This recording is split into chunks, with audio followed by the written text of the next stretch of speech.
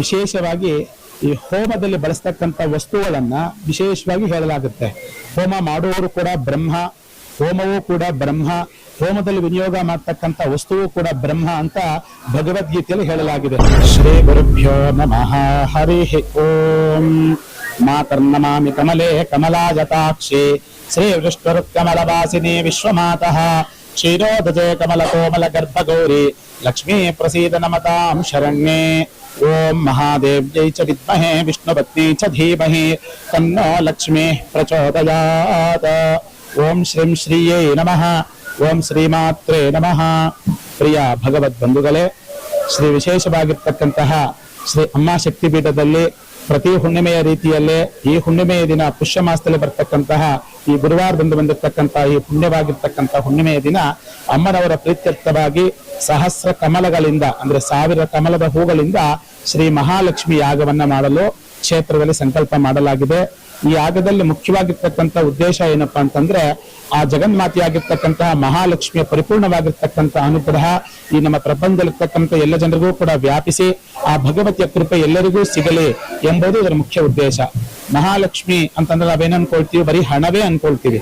ಆದ್ರೆ ಮಹಾಲಕ್ಷ್ಮಿ ಅಂತಂದ್ರೆ ಧನವೂ ಆಕೆಯೇ, ಧಾನ್ಯವೂ ಆಕೆಯೇ, ಸೌಭಾಗ್ಯವೂ ಆಕೆಯೇ, ವಿದ್ಯೆ, ಜ್ಞಾನ, ಶಕ್ತಿ, ಬಲ, ಐಶ್ವರ್ಯ, ವೀರತ್ವ, ಶೌರತ್ವ ಎಲ್ಲವೂ ಕೂಡ ಆಕೆಯೇ ಆಗಿದ್ದಾಳೆ. ಆದ ಕಾರಣವೇ ಆ ಅಷ್ಟಲಕ್ಷ್ಮಿ ಸ್ತೋತ್ರದಲ್ಲೂ ಕೂಡ ಅಮ್ಮನವರನ್ನ ಧನಲಕ್ಷ್ಮಿ, ಧಾನ್ಯಲಕ್ಷ್ಮಿ, ಸಂತಾನಲಕ್ಷ್ಮಿ, ಜಯಲಕ್ಷ್ಮಿ, ಗಜಲಕ್ಷ್ಮಿ ಎಂಬುವ ರೀತಿಯಲ್ಲಿ, ಧೈರ್ಯಲಕ್ಷ್ಮಿ ಎಂಬುವ ರೀತಿಯಲ್ಲಿ ನಮ್ಮ ಪ್ರಾಚೀನ ಋಷಿಗಳು ಆ ದೇವಿಯನ್ನ ಪ್ರಾರ್ಥನೆಯನ್ನ ಮಾಡಿದ್ದಾರೆ. ಅದೇ ಪ್ರಕಾರವಾಗಿ ಈ ಮಹಾಲಕ್ಷ್ಮಿ ಯಾಗವನ್ನ ಮಾಡಲಾಗ್ತದೆ. ಈ ಮಹಾಲಕ್ಷ್ಮಿ ಯಾಗದಲ್ಲಿ ವಿಶೇಷವಾಗಿ ಶ್ರೀ ಸೂಕ್ತ, ಅದೇ ರೀತಿಯಾಗಿ ಅಮ್ಮನವರ ಮೂಲ ಮಂತ್ರ ಹೋಮ, ಬೀಜಾಕ್ಷರ ಸಂಪುಟೀಕರಣವಾಗಿರ್ತಕ್ಕಂತಹ ಮಹಾಲಕ್ಷ್ಮಿ ಹೋಮ, ಬೀಜಾಕ್ಷರ ಹೋಮವನ್ನ ಮಾಡಲಾಗುತ್ತೆ.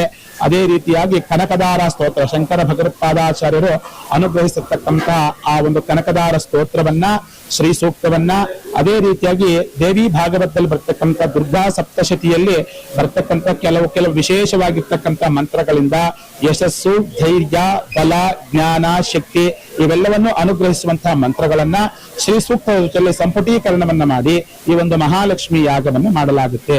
ಈ ಒಂದು ಮಹಾಲಕ್ಷ್ಮಿ ಯಾಗವನ್ನ ಮಾಡೋದ್ರ ಮುಖಾಂತರವಾಗಿ ಕುಬೇರ ದೇವತೆಗಳು, ಅದೇ ರೀತಿಯಾಗಿ ನವನಿಧಿಗಳು, ಎಲ್ಲಾ ದೇವತೆಗಳ ಅನುಗ್ರಹದಿಂದ ವಿಶೇಷವಾಗಿ ಧನ ಪ್ರಾಪ್ತಿ, ಅದೇ ರೀತಿಯಾಗಿ ಮನಸ್ಸಲ್ಲಿ ಏನು ಸಂಕಲ್ಪ ಇರುತ್ತೋ ಆ ಎಲ್ಲ ಸಂಕಲ್ಪಗಳು ಪ್ರಾಪ್ತಿಯಾಗುತ್ತೆ.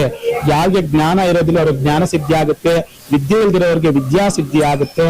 ಹಣ ತುಂಬಾ ಕಷ್ಟದಲ್ಲಿರ್ತಕ್ಕಂಥವರಿಗೆ ಆ ಮಹಾಲಕ್ಷ್ಮಿ ಅನುಗ್ರಹದಿಂದ ಹಣದಲ್ಲಿ ಸ್ವಲ್ಪ ಸಂಪಾದನೆಗಳು ಚೆನ್ನಾಗಿ ಉಂಟಾಗ್ತವೆ. ಎಲ್ಲಾ ರೀತಿಯಾಗಿರ್ತಕ್ಕಂಥ ಶುಭ ಅನುಗ್ರಹಗಳು ಕೂಡ ಆ ಭಗವತಿಯಿಂದ ಎಲ್ಲರಿಗೂ ಪ್ರಾಪ್ತಿಯಾಗುತ್ತೆ. ಸ್ವಸ್ತಿ. ವಿಶೇಷವಾಗಿ ಈ ಹೋಮದಲ್ಲಿ ಬಳಸ್ತಕ್ಕಂಥ ವಸ್ತುಗಳನ್ನ ವಿಶೇಷವಾಗಿ ಹೇಳಲಾಗುತ್ತೆ. ಹೋಮ ಮಾಡುವವರು ಕೂಡ ಬ್ರಹ್ಮ, ಹೋಮವೂ ಕೂಡ ಬ್ರಹ್ಮ, ಹೋಮದಲ್ಲಿ ವಿನಿಯೋಗ ಮಾಡ್ತಕ್ಕಂಥ ವಸ್ತುವು ಕೂಡ ಬ್ರಹ್ಮ ಅಂತ ಭಗವದ್ಗೀತೆಯಲ್ಲಿ ಹೇಳಲಾಗಿದೆ. ಅದಕ್ಕೋಸ್ಕರ ಈ ಒಂದು ಯಜ್ಞದಲ್ಲಿ ಬಳಸ್ತಕ್ಕಂಥ ಎಲ್ಲಾ ವಸ್ತುಗಳು ಕೂಡ ಬ್ರಹ್ಮ ಸಮಾನವಾಗಿರಬೇಕು, ಅಂದ್ರೆ ಅಷ್ಟೊಂದು ಶ್ರೇಷ್ಠತೆಯನ್ನ ಹೊಂದಿರಬೇಕು.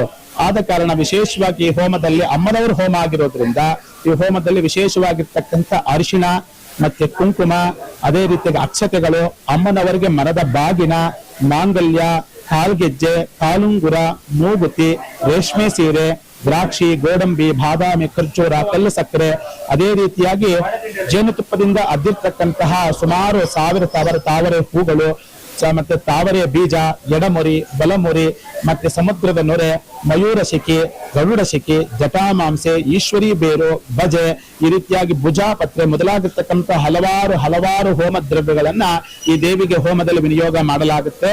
ಆ ಒಂದು ನಮ್ಮ ಋತ್ವಿಗರು ಪಡಿಸ್ತಕ್ಕಂಥ ಮಂತ್ರಗಳ ಒಂದು ಶಕ್ತಿ, ಈ ಹೋಮಕ್ಕೆ ಸಮರ್ಪಣೆ ಮಾಡತಕ್ಕಂತಹ ಈ ದ್ರವ್ಯಗಳ ಶಕ್ತಿ, ಹಾಗೂ ಇಲ್ಲಿ ಬಂದಿರತಕ್ಕಂಥ ಭಕ್ತ ಜನರ ಒಂದು ಭಕ್ತಿ, ಈ ಮೂರೂ ಸಮ್ಮಿಶ್ರಣ ಆದ್ರೆ ಆ ಭಗವತಿಯ ಅನುಗ್ರಹ, ಖಂಡಿತವಾಗಿ ಅನುಗ್ರಹ ಉಂಟಾಗುತ್ತೆ ಅನ್ನೋದು ಶಾಸ್ತ್ರ. ಆದ ಕಾರಣ ಈ ಹೋಮದಲ್ಲಿ ಇಂಥ ವಿಶೇಷವಾಗಿರ್ತಕ್ಕಂಥ ದ್ರವ್ಯಗಳನ್ನ ಬಳಸಲಾಗುತ್ತೆ. ಈ ದ್ರವ್ಯಗಳನ್ನ ಬಳಸೋದನ್ನ ವಿಶೇಷವಾಗಿ ನಾವು ಪೂರ್ಣಾವತಿಯಲ್ಲಿ ಸಮರ್ಪಣೆ ಮಾಡ್ತೇವೆ. ಸುಮಾರು ದ್ರವ್ಯಗಳನ್ನ ಪೂರ್ಣಾವತಿಯಲ್ಲಿ ಸಮರ್ಪಣೆ ಮಾಡಬೇಕಾದ್ರೆ ಎಲ್ಲಾ ದ್ರವ್ಯಗಳನ್ನು ಕೂಡ ಸಮರ್ಪಣೆ ಮಾಡ್ತಾ ಅದ್ರ ಜೊತೆಗೆ ವಿಶೇಷವಾಗಿರ್ತಕ್ಕಂಥ ಸುಗಂಧವಾಗಿರ್ತಕ್ಕಂಥ ಹಣ್ಣುಗಳು, ಪುಷ್ಪ ಮಾಲೆಗಳು, ಸಂಪಿಗೆ, ಮಲ್ಲಿಗೆ ಮೊದಲಾಗಿರ್ತಕ್ಕಂಥ ಸುಗಂಧ ಭರಿತವಾಗಿರ್ತಕ್ಕಂಥ ಪುಷ್ಪಗಳನ್ನು ಸಹ ಅಮ್ಮನವರಿಗೆ ಈ ಹೋಮದಲ್ಲಿ ಸಮರ್ಪಣೆ ಮಾಡಲಾಗುತ್ತೆ.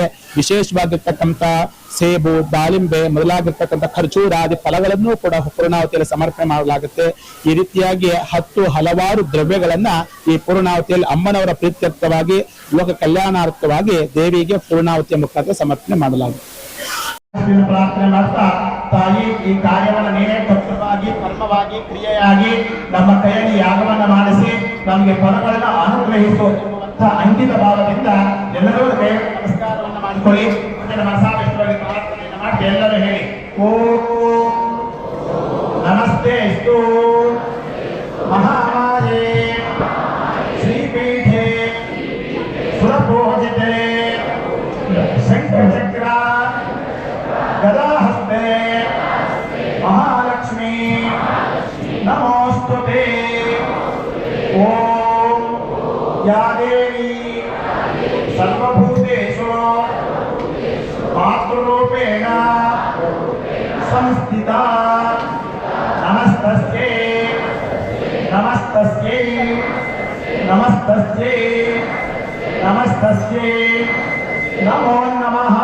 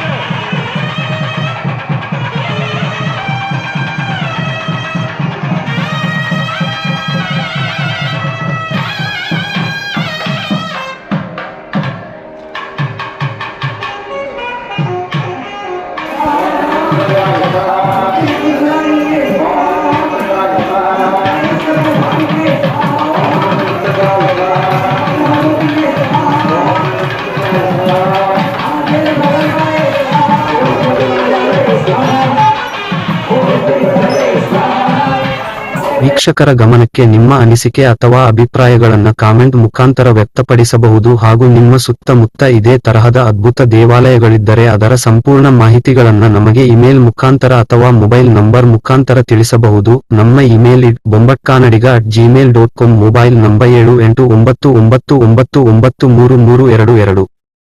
ಬೊಂಬಾಟ್ ಕನ್ನಡಿಗ ಈ ಒಂದು ಟಿವಿ ವಾಹಿನಿಯವರಿಗೆ ನಮ್ಮ ಮನಸ್ಫೂರ್ತಿಯಾಗಿ ಅವ್ರಿಗೆ ವಂದನೆಗಳು ಹೇಳ್ತೀನಿ.